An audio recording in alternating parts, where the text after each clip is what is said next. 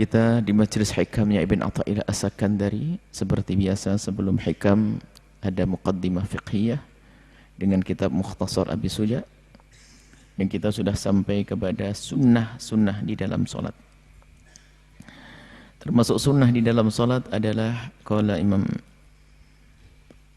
Abu Suja rahimahullah ta'ala, nafa'anallahu bihi wa bi'ulumihi wa bi'ulumikum fid dharain amin. Sudah sampai di bab di masalah sunnah. Kesunahan di dalam salat di antaranya adalah wal jahru fi mawdhihi wal israru fi mawdhihi. Mengeraskan bacaan di dalam salat. Mengeraskan bacaan surat Al-Fatihah dan surat yang dibaca setelah surat Al-Fatihah.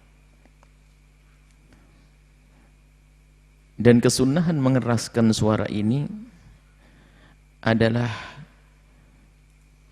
di sholat subuh, 2 rakaat sholat maghrib, dan 2 rakaat sholat isya, 2 rakaat yang pertama. Kemudian untuk sholat-sholat sunnah yang dikeraskan, kemudian sholat Jumat di siang hari, sholat Jumat. Kemudian sholat-sholat sunnah yang disunahkan untuk dikeraskan adalah sholat hari raya, Idul Adha, Idul Fitri, surat gerhana matahari dan rembulan. Memang ada khilaf di sini. Selain madhab Syafi'i mengatakan enggak dikeraskan. Tarawih dikeraskan. Witir di bulan Ramadan dikeraskan. 2 rakaat tawaf dikeraskan. Kalau kita melakukannya di malam hari. Ini ada beberapa sholat yang disunahkan untuk dikeraskan.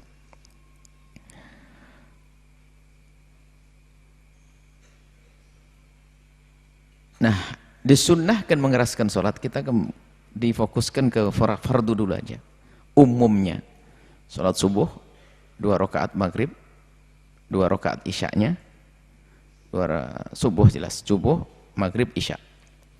Nah, ini berlaku bagi imam. Makmum tidak. Berlaku bagi imam. Yang kedua berlaku bagi orang yang sholat sendiri. Biarpun sholat sendiri disunahkan kita mengeraskan.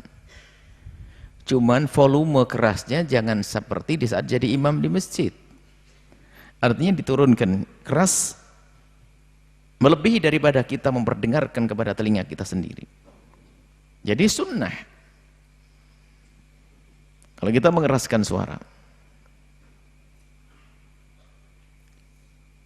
Dan juga wanita disunahkan mengeraskan suara dengan catatan di tempat yang memang khusus untuk kaum wanita, yang tidak ada kaum pria yang ajnabi. Orang laki yang ajnabi, orang yang bukan mahramnya, yang tidak ada di tempat tersebut. Jika ada, maka menjadi tidak sunnah untuk dikeraskan kemuliaan wanita ini. Nah, kemudian itu yang dikeraskan ya. Kemudian di saat sholat sendiri, termasuk sholat sunnah juga disunahkan mengeraskan, cuman kerasnya adalah sedikit diturunkan volumenya. Biarpun kita salat ba'da isya, disunahkan kita Bismillahirrahmanirrahim. Alhamdulillahirabbil alamin, arrahmanirrahim. Tawassut, tengah-tengah, bukan seperti Bismillahirrahmanirrahim. Salat apa ba'da isya? Dipikir salat isya diikuti orang. Ini kesunahan-kesunahan. Kemudian kesunahan yang lainnya lagi adalah mengucapkan amin. Mengucapkan amin, ta'min. Di saat selesai membaca surat Al-Fatihah. Berlaku bagi makmum dan imam. Karena hadis kalau sudah bertemu, kalau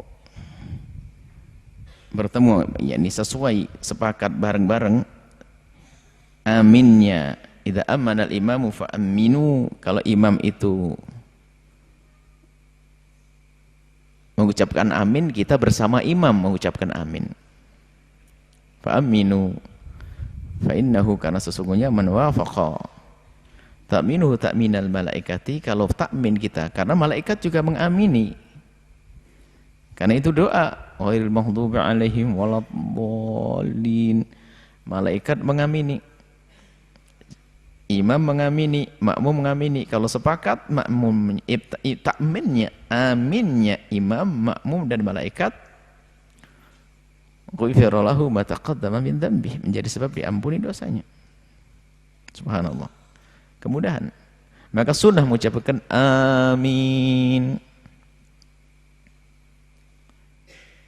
Kemudian setelah itu disunnahkan lagi, kita beri 3 saja, selanjutnya nanti pertemuan yang akan datang. Qira'atus surati ba'dal fatihati, membaca surat setelah surat al-fatihah. Rukun solat adalah surat al-fatihah, wajib. Tapi membaca surat setelah surat al-fatihah sunnah. Di 2 rakaat yang pertama saja, kalau itu solat 4 rakaat, subuh jelas 2 rakaat. Rambu-rambunya, surat apa yang dibaca? Rambu-rambu yang pertama adalah niru yang pernah dibaca Nabi, itu sunnahnya. Ya. Niru misalnya sholat Jumat seperti sabbihis sama hal ataka, sabbih sama hal ataka. Misalnya, niru apa yang datang dari Nabi itu. Di saat kita tidak menemukan itu atau tidak tahu, maka rambu-rambunya 2, membaca surat. Jika kita tidak tahu yang datang dari Nabi, maka rambu-rambunya membaca surat itu 2. Yang pertama adalah rakaat yang pertama upayakan lebih panjang daripada rakaat yang kedua. Rambu-rambunya. Di saat kita tidak menemukan yang warid dari Nabi, rakaat pertama lebih panjang dari rakaat yang kedua. Kemudian disunnahkan, diupayakan sesuai urutan mushaf, sesuai dengan urutan mushaf. Jadi urutan mushaf itu dari Bismillahirrahmanirrahim, surat Al-Baqarah dan seterusnya, urutannya seperti itu. Misalnya ingin membaca surat, ya saya tidak bisa sempurna, paling Al-Baqarah 1 lembar, ya nanti rakaat kedua lanjutannya.